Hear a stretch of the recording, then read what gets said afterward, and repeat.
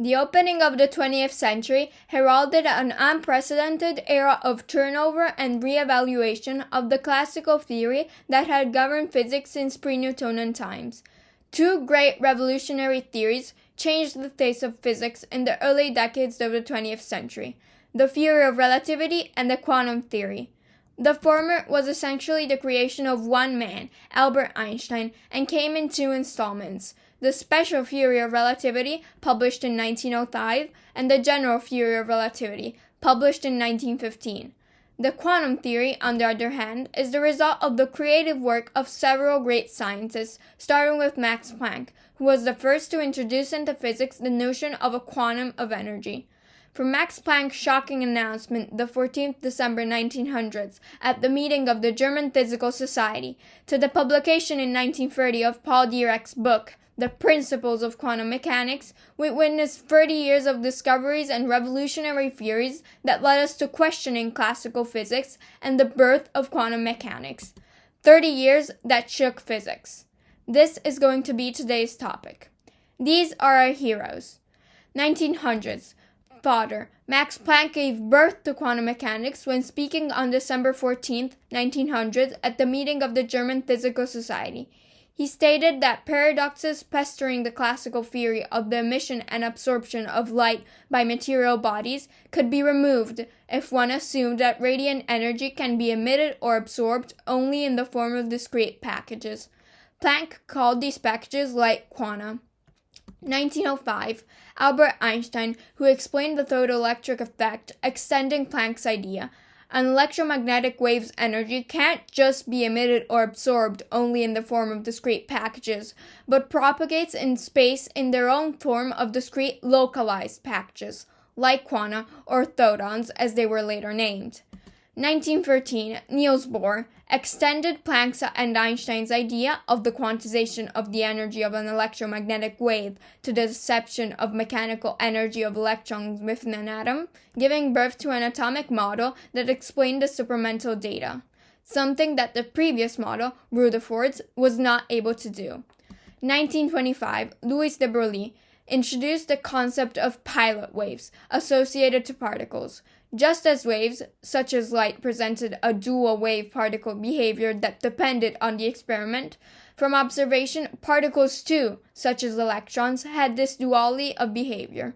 Depending on the experiment, they behaved like particles, giving rise to elastic collisions, and others like waves, creating interference phenomena.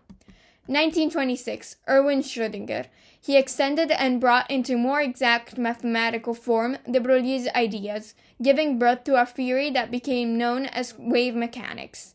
1926, Werner Karl Heisenberg. He arrived at the same conclusion as Schrödinger, but with a different mathematical tool, matrix mechanics. This tool is characterized by the use of the so-called non-commutative algebra, a mathematical discipline in which A times B is not necessarily equal to B times A. He then formulated the famous uncertainty principle. 1930, Paul Dirac. With his famous relativistic wave equation, he finally unified the quantum theory with Einstein's theory of relativity and hypothesized the existence of antimatter, then experimentally confirmed in the following years. With the publication of the book The Principles of Quantum Mechanics, the quantum theory took the final shape with which we are now familiar. Very little theoretical progress has been made in the decades that followed these breathtaking developments. On the other hand, these later years have been quite fruitful in the field of experimental studies, especially in the investigation of the numerous newly discovered elementary particles like anti-electrons, anti-neurons, anti-protons, etc.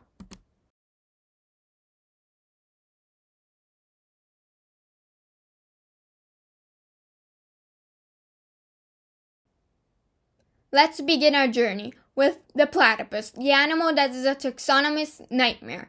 Indeed, when the first specimen of a platypus from Australia arrived at the British Museum in 1798, it sparked a battle among taxonomists.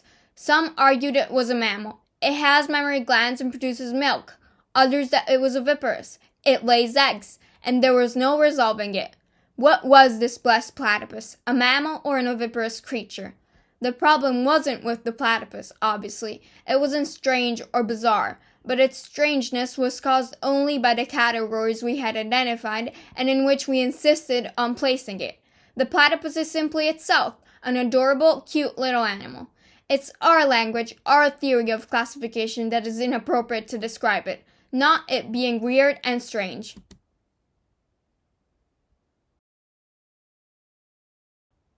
A similar dilemma plagues scientists since ancient times. Is light a wave or a particle? Just like with the platypus, there were arguments and confusion because in some experiments, light behaved like a wave, and in others, like a particle. Here too, as we will see, the problem was not the strangeness of light, but the inadequate language used to describe it, that of classical physics, with its inappropriate wave/particle categories.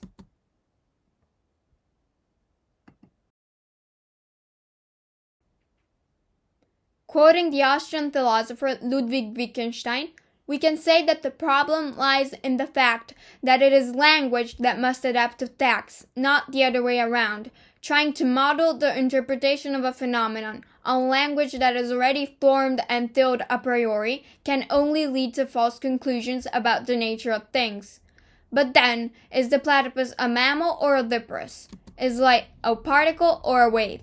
The right answer is number 3. Let's discover it.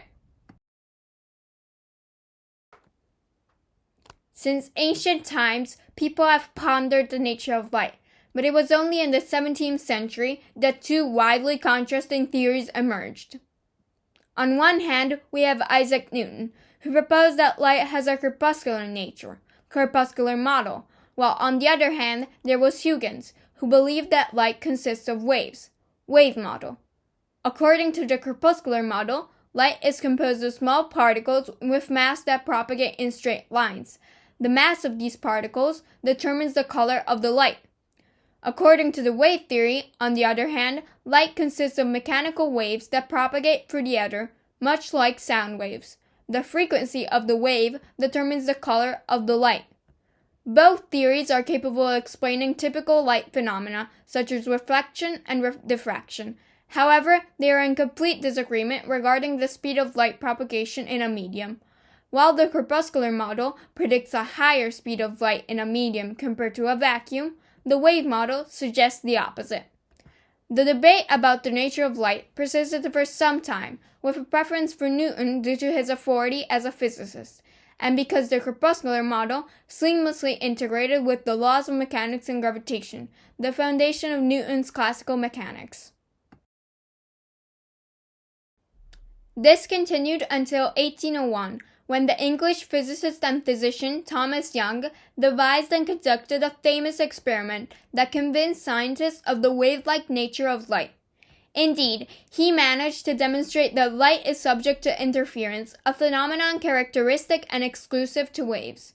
Young's experiment involved illuminating a wall with a source of monochromatic light that had two small slits and observing the image formed on the screen placed behind the wall. If light were composed of particles, one would expect to see two bands on the screen, corresponding to the two slits. However, what Young discovered was something entirely different. On the screen, an image was formed that had a central bright maximum, and, symmetrically to it, a series of alternating bright and dark side fringes. The image that forms is a so-called interference pattern, which can only be explained through the wave theory. In fact, when a wave passes through a double slit, it essentially splits into two new waves, each spreading out from one of the slits. These two waves then interfere with each other. At some points where a peak meets a trough, they will cancel each other out, and at others where peak meets peak, they will reinforce each other. Places where the waves cancel each other out give no light. Places where the waves reinforce each other give the brightest light. So, when the wave meets the screen, you will see the characteristic stripy pattern, called an interference pattern. The bright stripes come from the waves reinforcing each other. And this is precisely what Young found. His experiment left no room for doubt. Light was a wave. Yet it was mostly ignored and opposed, mainly due to the natural resistance everyone has to changing their beliefs. Just think about it. In 1839, the Frenchman Armand Louis Fizeau provided further experimental confirmation of the wave model, demonstrating that the speed of light is greater in a vacuum than in any other medium, in agreement with what was theoretically predicted by the wave model.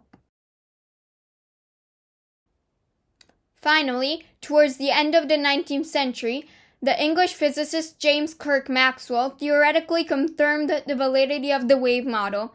Maxwell's theory, called Maxwell's electromagnetic wave theory, unified electricity and magnetism into a single framework, and describes how electric and magnetic fields interact and propagate through space as waves, much like waves in the ocean. Light is nothing else but an electromagnetic wave characterized by a wavelength lambda and a frequency f, which are related to each other by the propagation speed c. F equals c divided by lambda. The speed in a vacuum is about 300,000 kilometers per second. At the end of the 19th century, the scientific community was finally convinced. All clear, light is unequivocally a wave.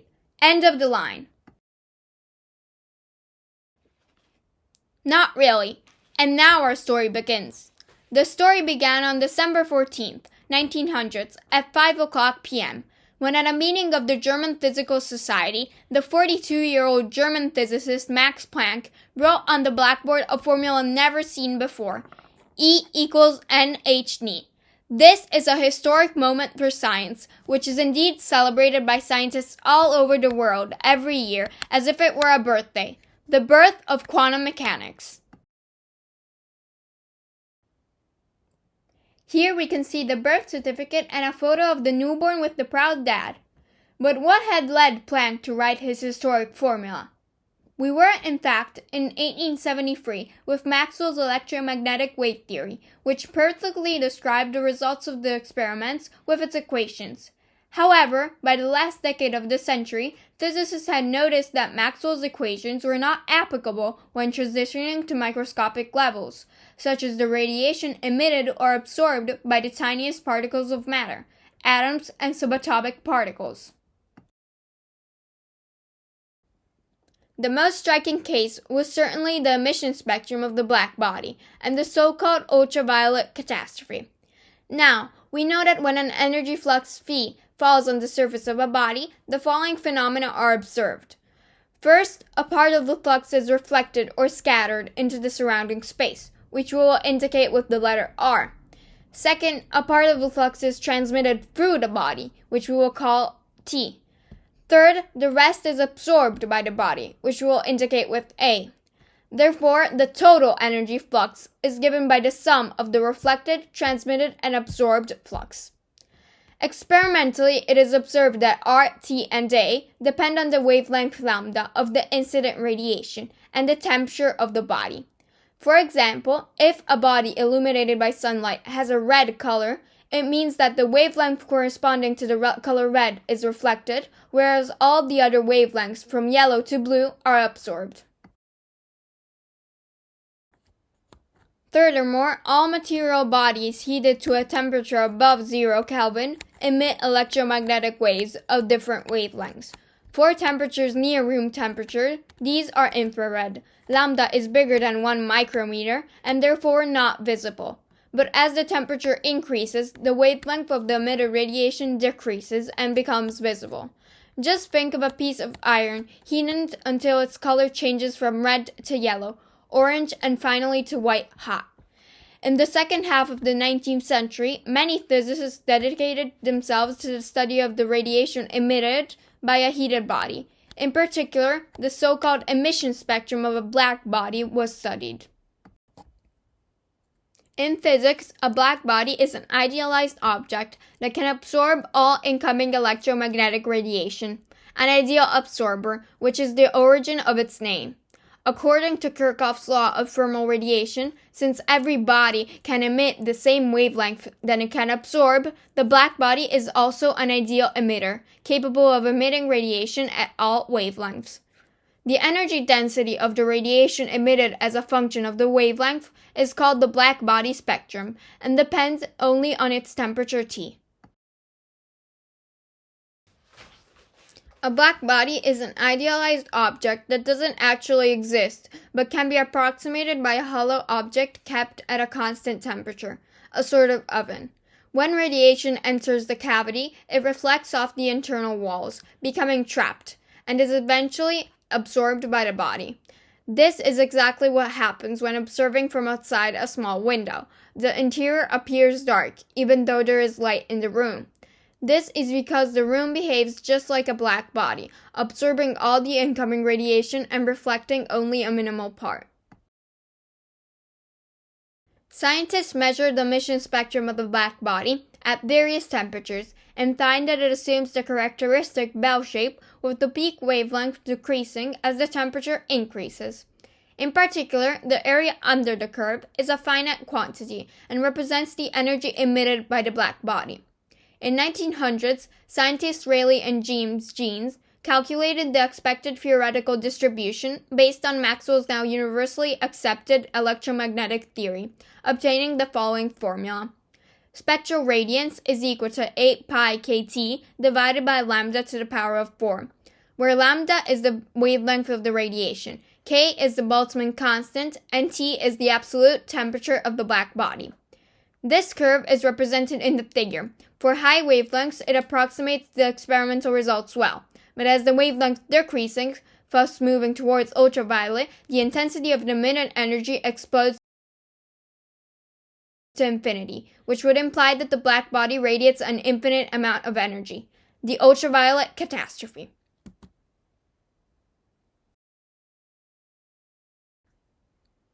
Experimental evidence shows, fortunately, that the energy tends to zero for a wavelength that tends towards ever smaller values.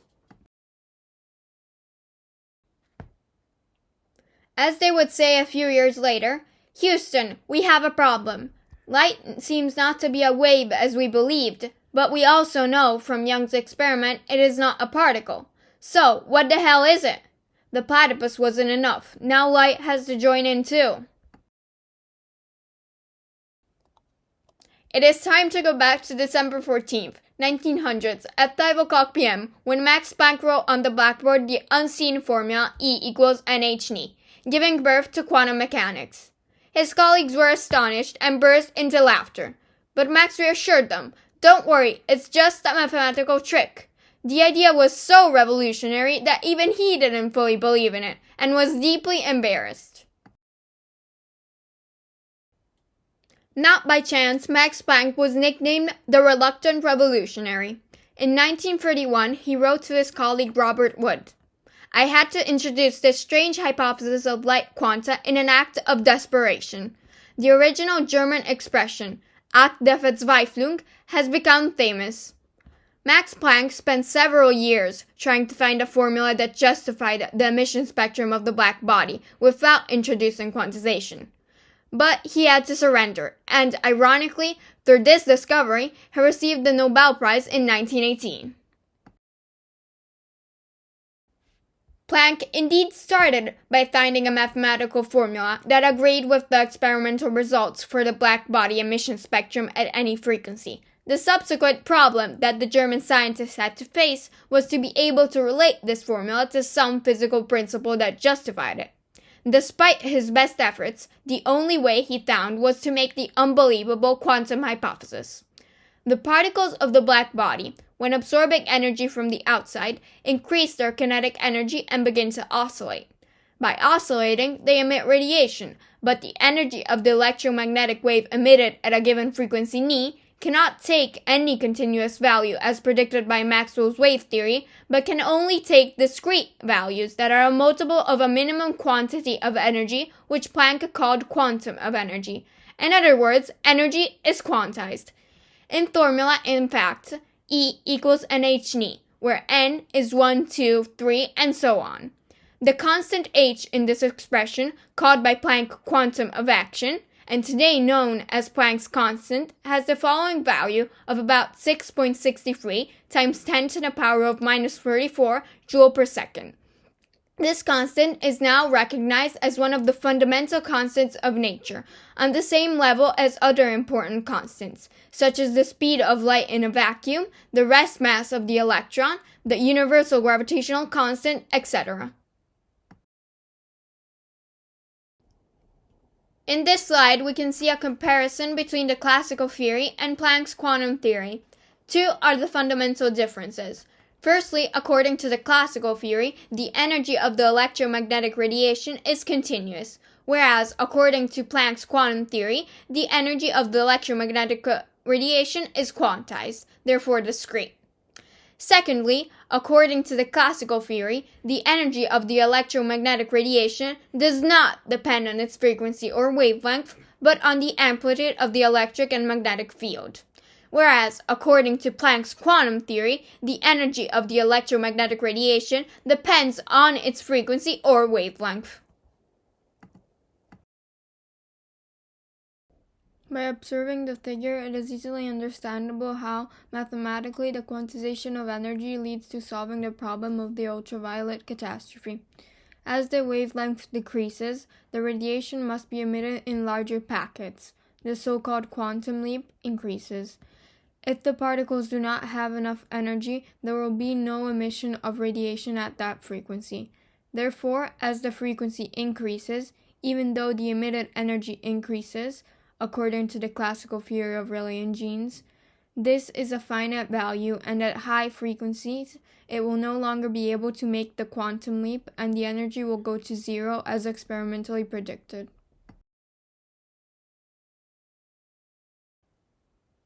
By applying the quantum hypothesis, the formula obtained for the emission spectrum of a black body, known today as Planck's law, is the one we can see on the slide. This formula is similar to the previous one, but the quantization of energy in terms of multiples of the elementary quantum hν determines the presence of the term e to the power of hc divided by lambda kt, which causes the function to tend to zero as the wavelength decreases. Planck's formula finds a perfect correspondence with the experimentally derived curves. Wow! The implications of what Planck stated were enormous and left everyone a bit incredulous and perplexed, starting with himself, who, embarrassed, justified it by claiming it was only a mathematical trick to reconcile the theoretical formula with the experimental one. But why was it so shocking? To understand, let's make an example from our daily lives. Imagine having to climb from point A, 0 meters sea level, to point B, 100 meters. As I move, I will go through all the heights between 0 and 100 meters. I will pass through the height of 2.34 meters, through 99.797 meters, and so on. There is no height between 0 and 100 meters that I will not pass through going from 0 meters to 100 meters. Applying Planck's idea of quantization to this example would imply that I cannot move continuously from one point to another, but only through small steps, so small that I do not see them, but they are there. So, in fact, I can't move between 0 and 100 meters, making all the heights present in these 100 meters of difference in level, but only in small steps, never being able to go below a minimum step, the quantum of step in this case. The numerical smallness of the Planck constant makes the quantization of energy of no importance for large-scale phenomena, which we encounter in everyday life, and it emerges only in the study of the processes occurring on the atomic scale. Returning to our example, if the step is very, very small, let's say 10 to the power of minus 34 millimeters, it is clear that all this will not have any relevance in the macroscopic world, where the sizes involved are huge, and therefore we can safely ignore the presence of these small steps, and consider the change of values practically continuous. But when we go down to the level of a microcosm, of infinitely small sizes, like when we go to study phenomena that occur at the level of the atom, for example, the impact of the quantization comes into play, in a devastating way. Think if we observe the dunes of a desert from a distance, and I have to study their movement over time. I can safely consider them as continuous wave functions. But if I get closer, I realize that they are made of small grains of sand, and therefore, in reality, at this level, the wave of the dune will not be able to assume all the possible values, but only those multiple of the elementary quantum, the grain of sand. From a distance, this is completely negligible, and I can study them considering them continuous functions and applying the classical laws. But up close, the discussion changes radically.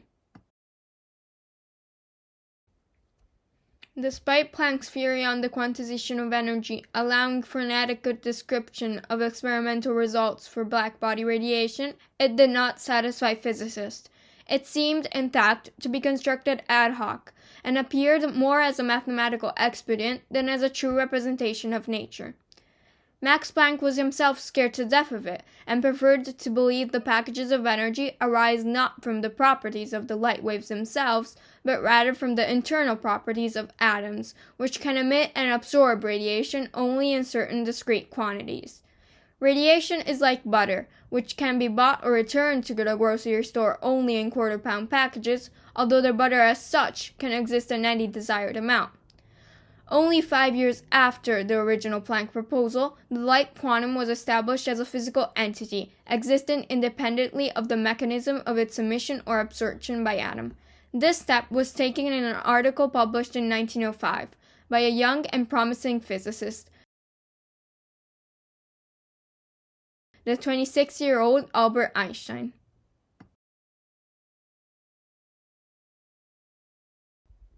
In 1905, Albert Einstein published a groundbreaking paper that revolutionized the understanding of light and its interaction with matter. This paper, titled On a Heuristic Point of View about the Creation and Conversion of Light, presented his theory on the photoelectric effect, another phenomenon the classical wave theories of light could not explain.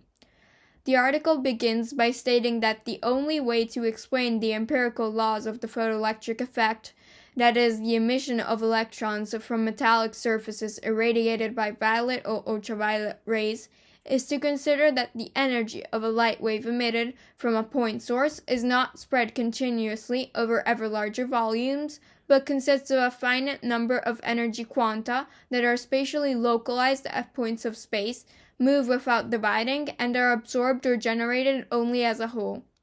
The light quantum was established as a physical entity existing independently of the mechanism of its emission or absorption by atoms. Sorry, Max, come to terms with it. The photoelectric effect was a phenomenon discovered by Hertz in 1887 and then refined, after his untimely death, by his student Leonard, who, precisely for this experiment, received the Nobel Prize by chance in 1905. Hertz had discovered that when a metal surface is illuminated, it emits electrons. With a simple apparatus constructed by placing two metal plates in a tube under high vacuum, schematically illustrated, Leonard succeeded, by measuring with an ammeter the current that passed in the circuit by illuminating the plate, in calculating the number and the kinetic energy of electrons ejected by the incident light of any given intensity and wavelength, or frequency. What he found was, 1. For light of a given frequency but varying intensity, the energy of electrons remains constant, while their number increases in direct proportion to the intensity of light, as we can see in the first image. 2.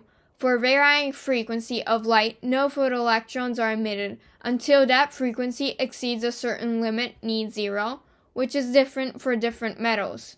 Beyond that frequency threshold, the energy of photoelectrons increases linearly, as we can see in the second image. Using the wonderful simulator provided by the University of Colorado, we can well illustrate these results.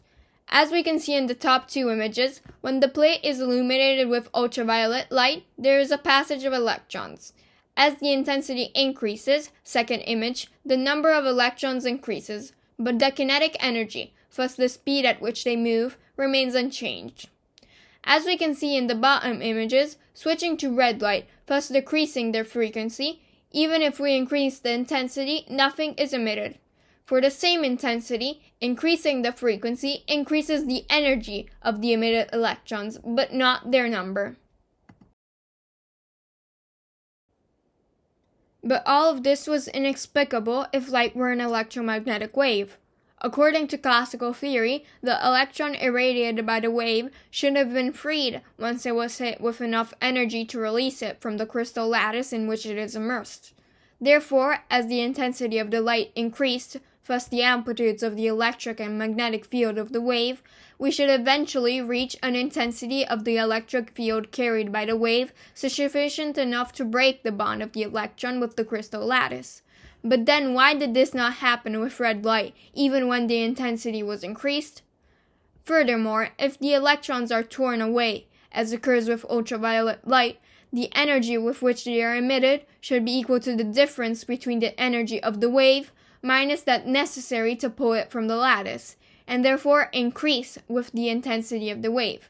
And yet this did not vary with intensity, but with frequency. Einstein himself explained it with an example from our everyday physics in his beautiful book, The Evolution of Physics. Imagine a cliff hit by the ocean waves.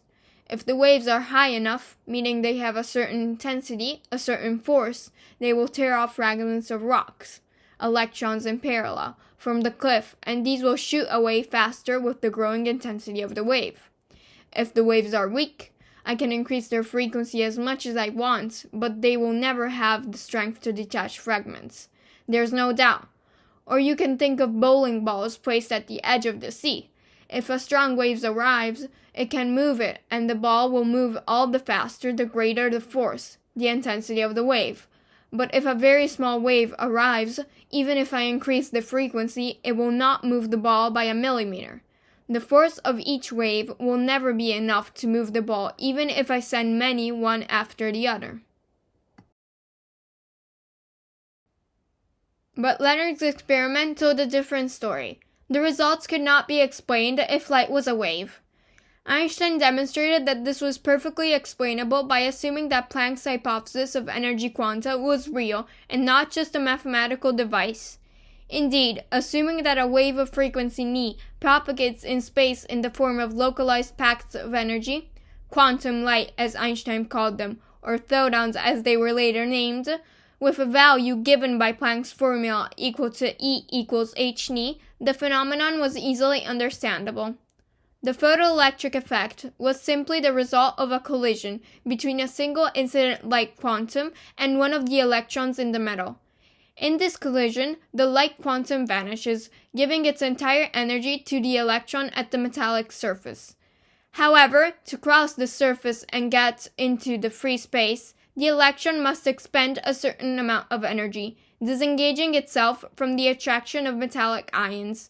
This energy, known by the somewhat misleading name of work function, is different for different metals and is usually denoted by the symbol W. Thus, the kinetic energy K with which an electron gets out of the metal is h νe minus W, which is equal to h times νe minus νe0, where νe0 is equal to W over h and is the critical frequency of light, below which the photoelectric effect does not occur. This explains at once the two laws derived from the experiment. About point 1, if the frequency of the incident light is kept constant, the energy content of each quantum remains the same, and the increase in light intensity results only in the corresponding increase of the number of light quanta. Thus, more photoelectrons are ejected, each of them with the same energy as before. About point 2, if the energy of the light quanta equal to h νe is lower than the work function, no electron will be ejected. To break the bond of the electron and make it emerge, the energy must be greater than the work function, that is, νe bigger than νe0. Once this value is exceeded, electrons will be emitted with an energy equal to the difference between the energy of the light quanta and the work function, therefore increasing linearly as the frequency varies. The theoretical explanation given by Einstein magically agreed with the experimental graphs of Leonard. But even with this evidence, most physicists did not believe in Einstein's idea of quantum light for years. It is no coincidence that the Nobel Prize in Physics for this explanation was won only 16 years later, in 1921. His most fierce critic was the physicist Millikan, who just did not want to know about it and spent more than 10 years trying to prove that Einstein was wrong. He described Einstein's idea of an electromagnetic energy corpuscle as a hypothesis that was, at the very least, reckless. Ironically, it was Millikan himself who, in 1916, would carry out the experiment that definitely confirmed the validity of Einstein's hypothesis, so much so that he had to write at the conclusion of his study, "The Einstein photoelectric equation has been subjected to meticulous verification, and in every case it has predicted the results exactly as observed." To add insult to injury, he was also awarded the Nobel Prize for this experiment in 1923. If you wait by the river long enough, the bodies of your enemies will float by. In support of Einstein's hypothesis that electromagnetic radiation was composed of photons, new experimental results related to the so-called Compton effect, named after the scientist who proposed and carried out the experiment in 1922, came into play. By irradiating a graphite plate with a monochromatic beam of X-rays, that is, of a very specific frequency, Compton observed that the beam is deflected by a certain angle theta, and the electrons are emitted at another angle phi, relative to the horizontal. The wavelength of the deflected beam depended on the angle of deflection. If it is deflected at a small angle, the wavelength after deflection is similar to that of the incident beam. If it is deflected at a pronounced angle, the wavelength after deflection is greater than that of the incident beam. The Compton effect cannot be explained by the laws of classical physics. In fact, if we consider light only as a wave in the interaction with the electron, it should only cause an oscillation with the same frequency it is composed of, with the consequence of emitting radiation at the same frequency. The explanation becomes elementary if we consider, as Einstein intuited, radiation of wavelength lambda composed of photons of energy equal to h-ni, and we simply consider the photon-particle interaction as an elastic collision between two particles described by the conservation of kinetic energy and momentum. A photon that collides with a stationary electron transfers energy and momentum to it, changing direction after the collision. In the collision, part of the photon's initial energy is transferred as kinetic energy to the electron. Due to the conservation of kinetic energy, the scattered photon must have an energy equal to h-ni prime, that is less than the initial energy, and therefore a wavelength lambda prime that is greater than the initial wavelength. By applying the principles of conservation of energy and momentum in the relativistic formulation given by Einstein himself a few years earlier, we obtain the formula you can see on the slide. For theta close to 0, small deviation, cos theta is close to 1, and therefore delta lambda is close to 0. That is, the wavelength of the deviated photon is slightly less than that of the incident photon. For theta equal to 180, maximum deviation, cos theta is equal to -1, therefore lambda prime assumes its maximum value. Full impact, backward scattering, maximum energy loss. Exactly as it happens between two billiard balls when one ball is thrown against a stationary ball. If the ball just graze each other, then the moving ball is deflected by a small angle and its speed does not change much. Only a small amount of energy is transferred to the other ball, and its kinetic energy remains almost unchanged.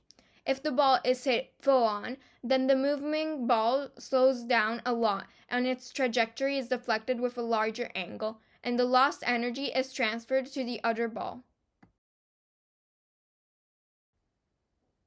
We can see this in this beautiful GeoGebra simulation. In the image on the left-hand side, we have the first case of a small deviation with theta equal to 12 degrees. In the image on the right-hand side, we have the second case of maximum deviation with theta equals to 180 degrees.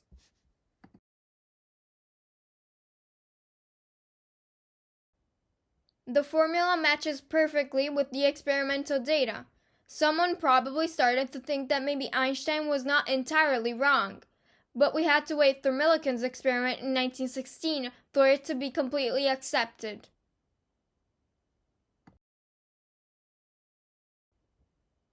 The discovery that light propagates through space and can be emitted or absorbed by matter only in the form of discrete energy packages, whose energy content is strictly defined by their vibration frequencies, had a profound influence on the contemporary views concerning the structure of atoms themselves.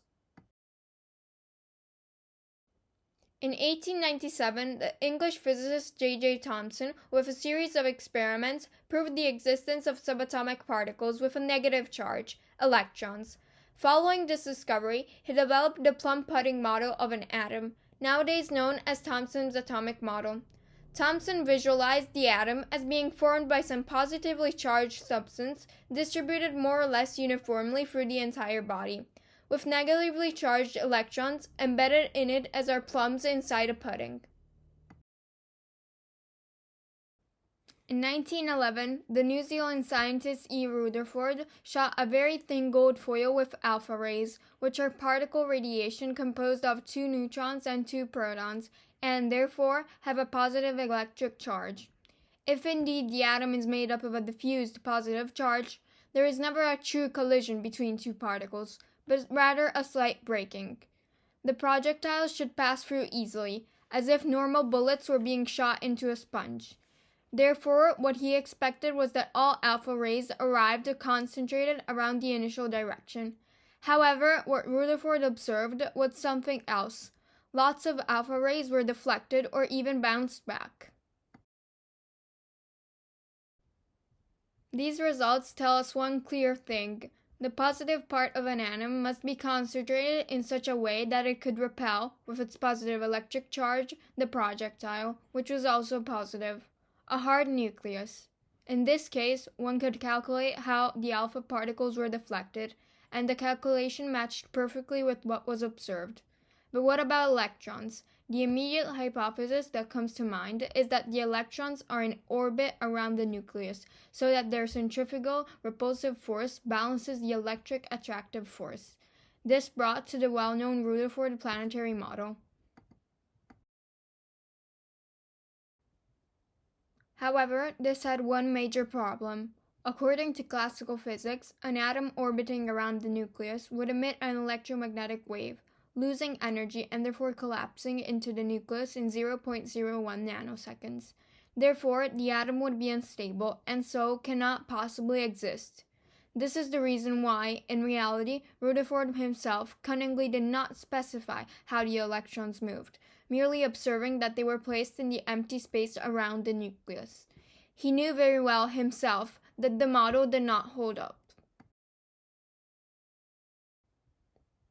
Another major problem with Rutherford's model, not that there was a need for more, is that it didn't explain the emission spectra of atoms. It was known that heating a monatomic gas like hydrogen or passing an electric current through it caused it to emit radiation that formed a characteristic line spectrum. In 1885, the physicist Johann Balmer empirically discovered that the wavelengths of the line in the visible spectrum of hydrogen could be expressed by a simple formula that you can see on the upper right-hand side of the slide. In 1888, Johannes Rydberg generalized the work begun by Balmer, leading to the Rydberg formula, which you can see in the bottom center of the slide. This formula could be applied to the entire hydrogen spectrum, including not just the visible section, but also the ultraviolet and infrared regions. Besides hydrogen, other monatomic gases also present a characteristic line spectrum.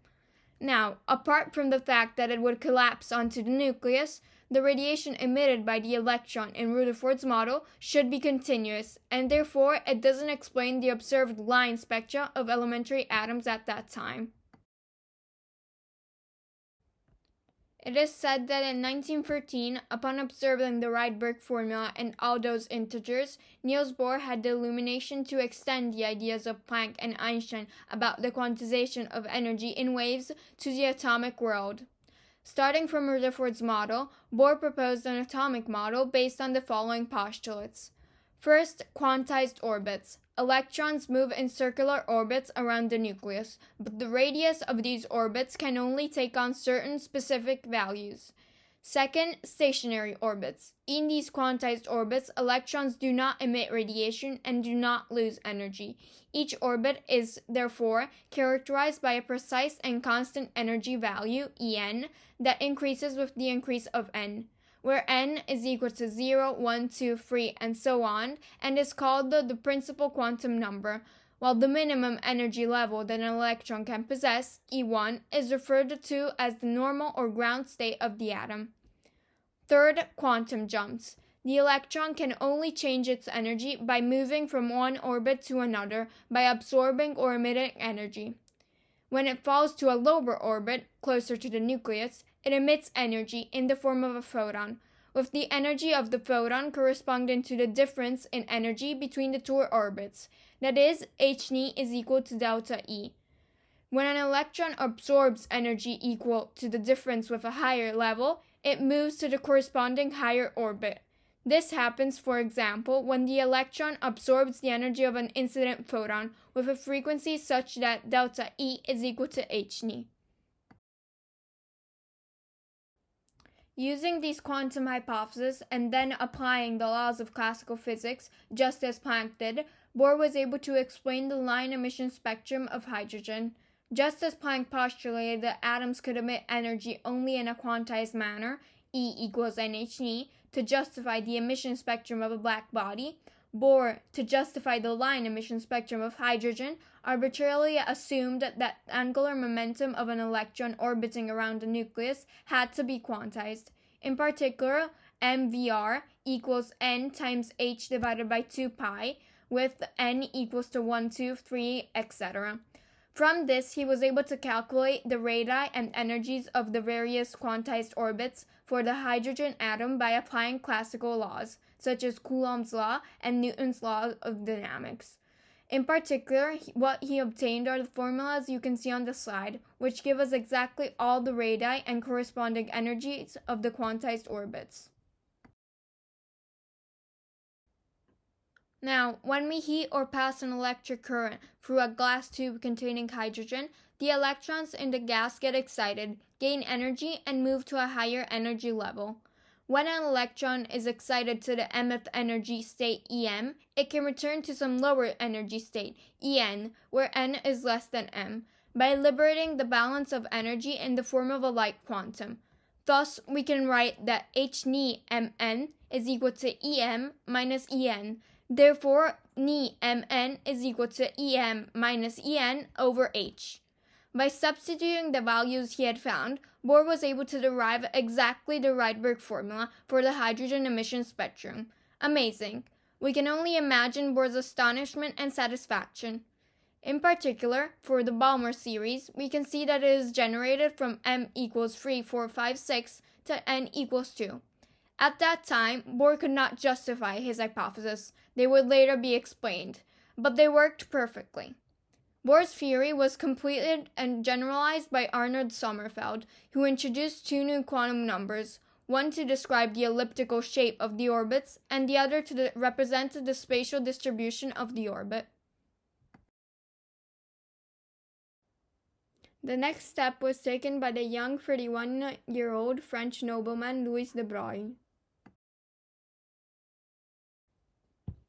In September 1923, he submitted a draft of his doctoral thesis to the famous physicist Paul Langevin.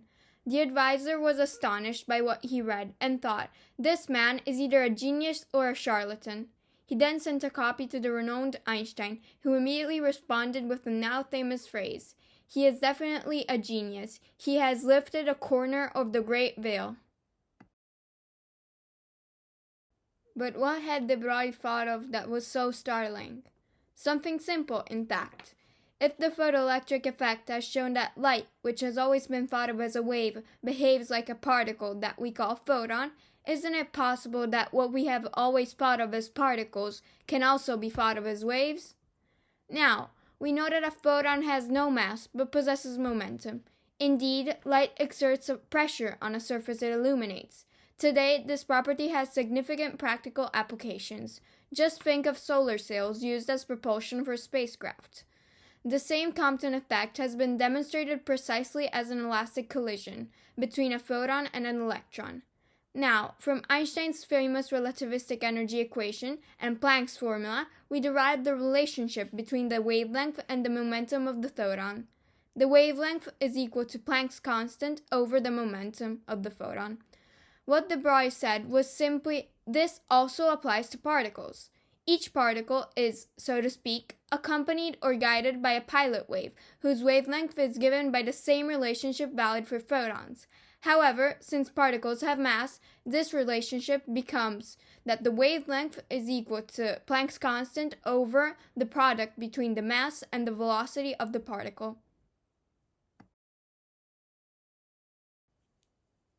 During his doctoral thesis defense, the astonished professors on the examination committee asked de Broglie how it was that no one had noticed this phenomenon before in the thousands of experiments conducted.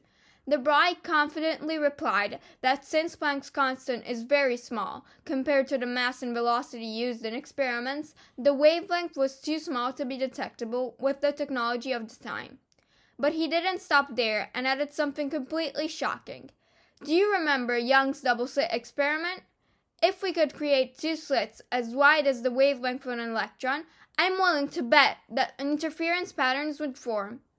At this, several professors stood up and left indignantly.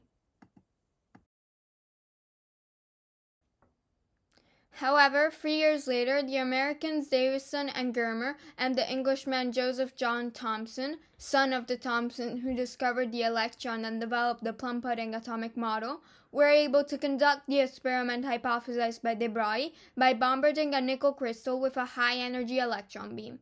And what do you think they found? A pattern with two stripes, like a particle? No, they found an interference pattern, just like waves. Thus, the de Broglie waves became an indisputable physical reality, although nobody understood what they were. But we'll get there. But de Broglie wasn't done yet. He still had to play his real trump card.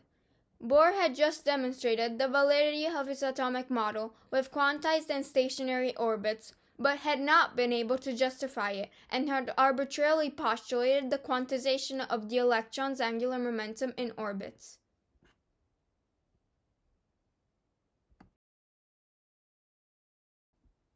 De Broglie observed that just as the strings of a guitar can vibrate only at certain wavelengths, those that create standing waves, similarly, the pilot wave of the electron orbiting around the nucleus must be stationary.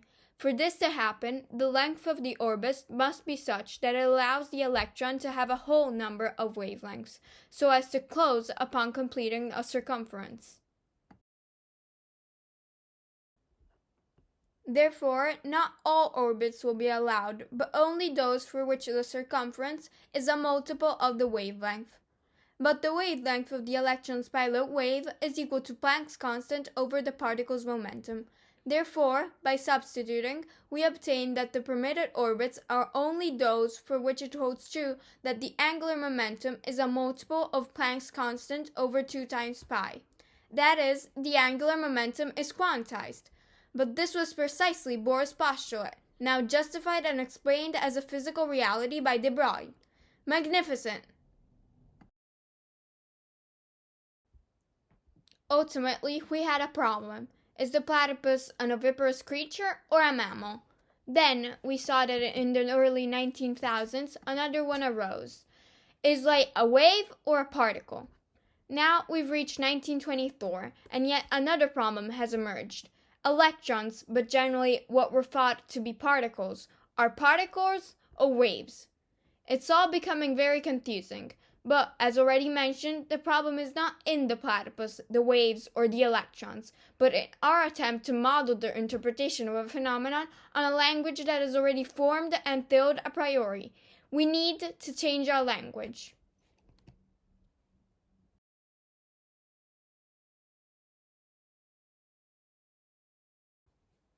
End of Season 1. Next season coming soon.